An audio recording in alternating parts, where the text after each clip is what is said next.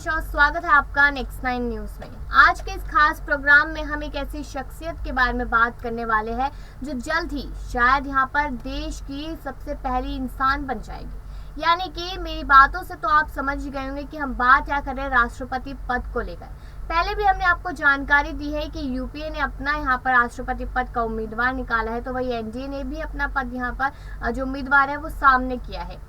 वहां पर द्रौपदी मुर्मू को आगे किया गया है एनडीए की तरफ से, तो वही यूपीए की तरफ से आगे किया गया है यशवंत सिन्हा को। लेकिन आज के इस खास प्रोग्राम में हम आपको ये बताएंगे कि अगर द्रौपदी मुर्मू यहाँ पर राष्ट्रपति बन जाती है तो जरूरी है कि हमारे राष्ट्रपति के बारे में हमें सारी जानकारियां हो कि आखिरकार उन्होंने ये मुकाम कैसे हासिल किया, वो राजनीति में कैसे आई, उनकी पर्सनल लाइफ क्या थी और यहाँ पर नरेंद्र मोदी ने कैसे उन्हें फोन कॉल करके उनसे अपनी बात रखी। तो वो सुनहरे रिश्ते, वो सुनहरी जिंदगी या नहीं थी, उसके बारे में सारी जानकारी देंगे। लेकिन उससे पहले आपको यहाँ पर जेपी नड्डा की वो वीडियो सुनवाते हैं जिसमें उन्होंने द्रौपदी मुर्मू का नाम यहाँ पर लिया। श्रीमती द्रौपदी मुर्मू, इनको राष्ट्रपति का प्रत्याशी घोषित किया गया है एनडीए की तरफ से। और हम सब जानते हैं कि श्रीमती द्रौपदी मुर्मू जैसे राधाकृष्णन जी शिक्षा से जुड़े हुए थे, सर्वपल्ली राधाकृष्णन राष्ट्रपति के रूप में, उसी प्रकार द्रौपदी जी का भी जीवन आजीवन शिक्षा से जुड़ा रहा और वो टीचर के रूप में, शिक्षक के रूप में उन्होंने अपना जीवन प्रारंभ किया। बाद में वो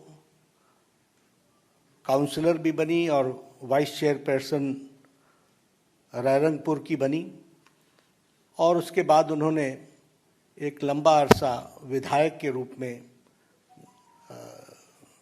देखा और विधायक के रूप में वो मंत्री बनने का भी उनको सौभाग्य मिला। उन्होंने सरकार में मंत्री के रूप में भी गवर्नमेंट ऑफ उड़ीसा में transport, commerce, animal husbandry ministry और फिशरीज मिनिस्ट्री को भी उन्होंने संभाला। और सबसे अच्छी बात यह भी रही कि उन्होंने Neelkanth award for best MLA 2007 का वह भी उन्होंने अर्जित किया, उनको मिला।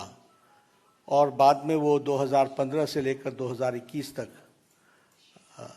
झारखंड स्टेट के गवर्नर रहीं। तो इस तरीके से उनका राजनीतिक जीवन रहा है। एक बहुत ही संवेदनशील महिला नेत्री जिन्होंने शिक्षा से अपने आप को जोड़ करके जीवन में आगे बढ़े और जो जो जिम्मेवारियां उनको दी गई उन्होंने बहुत उत्तम तरीके से उसको निभाया है। इसलिए एनडीए ने और एनडीए के सभी घटक दलों के साथ बातचीत होते हुए आज संसदीय बोर्ड ने श्रीमती द्रौपदी मुर्मू को अपना राष्ट्रपति के कैंडिडेट के रूप में घोषित किया है। बाकी जानकारियां और डिटेल हम देंगे, उनका बायोडाटा आपको अटैच कर दिया जाएगा। यही घोषणा मुझे करनी थी। तो ये भी सब डिटेल्स वर्कआउट होगा, हम लोग उसके दृष्टि से चर्चा करेंगे, लेकिन घोषणा हुई है, यह मैं कहना चाहूँगा। बहुत बहुत धन्यवाद।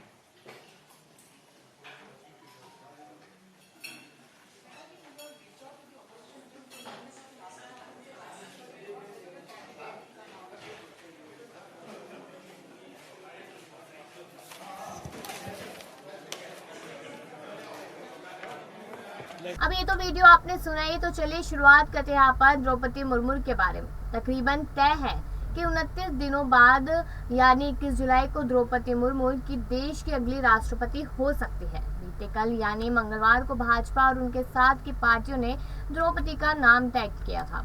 ये बातें तो दिल्ली में हो रही थी, लेकिन अब द्रौपदी ओडिशा के मयूरभंज में अपने गाँव माहौलडीहा में अपने घर पर थी। साथ में बेटी इतरिशी भी थी और इतरिशी ने बताया था कि शाम को एक कॉल आया, शायद प्रधानमंत्री मोदी का था। उन्होंने जो भी कहा हो, लेकिन माँ उसके बाद चुप हो गई, आंखों में आंसू थे, कुछ भी बोल नहीं सकी। थोड़ी देर बाद बस धन्यवाद कह पाई और वो भी बहुत मुश्किल से।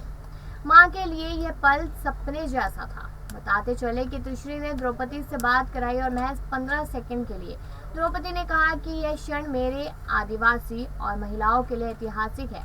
बाद में त्रिश्री ने बताया कि मां ने उनसे कहा कि यह सपने जैसा है। झोपड़ी से सर्वोच्च पद तक का दावेदार बनने तक का सफर सिर्फ सपना ही हो सकता है। आदिवासी समुदाय के लोग ऐसा सपना तक नहीं देख सकते और ये तो सच्चाई होने वाली है। वे आदिवासी संथाल समाज से आते हैं। उनका परिवार बहुत गरीब था, लिहाजा उनका शुरुआती मकसद सिर्फ छोटी सी नौकरी करके परिवार पालना था। उनकी नौकरी लग भी गई, लेकिन ससुराल वालों के कहने पर छोड़नी पड़ी। जब उनका मन नहीं लगा तो बच्चों को मुफ्त में पढ़ाना शुरू किया। यहीं से उनकी समाज सेवा की शुरुआत हो चली और वही 1997 में उन्होंने पहली बार रायरंगपुर नगर पंचायत के काउंसलर का चुनाव लड़ा और जीत भी गई।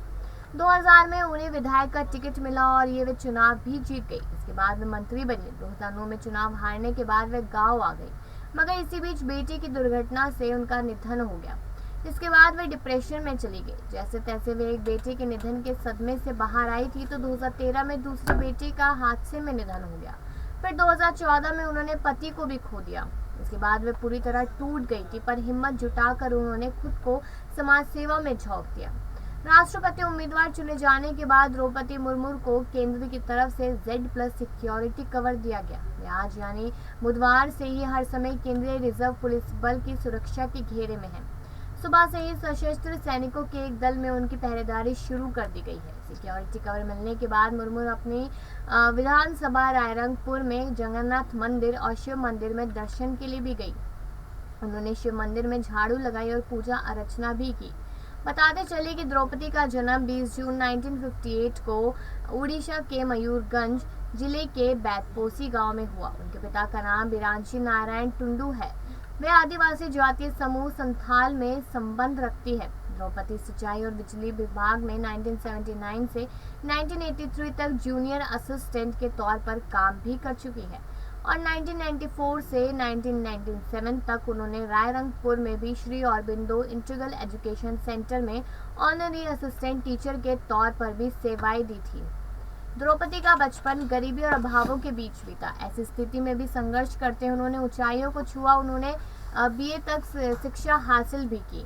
वही साल 2000 से लेकर 2004 में द्रौपदी मुर्मू बीजेपी की टिकट पर रायरंगपुर सीट से विधायक चुनी गई है। वे बीजेपी ST मोर्चा की राष्ट्रीय कार्यकारिणी सदस्य भी रह चुकी है। ऐसी बहुत सारी बातें हैं इनके बारे में जानने के लिए, लेकिन इसके साथ साथ आपको बताते चले कि द्रौपदी यहाँ पर काफ़ी कुछ हैंडल कर चुकी है, अपनी ज़िंदगी में काफ़ी कुछ देख चुकी है। सोचने वाली बात है, अपने दोनों बेटों को खोने के बाद, अपने पति को खोने के बाद अपनी बेटी के साथ उन्होंने ज़िंदगी बिताई। कभी सोचा नहीं होगा यहाँ द्रौपदी ने कि वो यहाँ पर एक आदिवासी समुदाय से आने वाली महिला, जिन्होंने अपनी ज़िंदगी में क्या कुछ नहीं था, आज वो राष्ट्रपति पद के लिए दावेदार बन चुके हैं। राष्ट्रपति पद देश का सबसे बड़ा पद होता है और कहा जाए तो सबसे पहला इंसान यहाँ पे होता है। अब उनको NDA की तरफ से यहाँ पर आगे किया गया है, तो कहीं ना कहीं यहाँ पर लोगों ने कयास लगाने शुरू कर दिए कि जीत होगी तो सिर्फ और सिर्फ यहाँ पर द्रौपदी की ही जीत होगी, क्योंकि जिस तरीके से NDA का समर्थन उन्हें मिल रहा है काफ़ी ज़्यादा तारीफ़ काबिल है।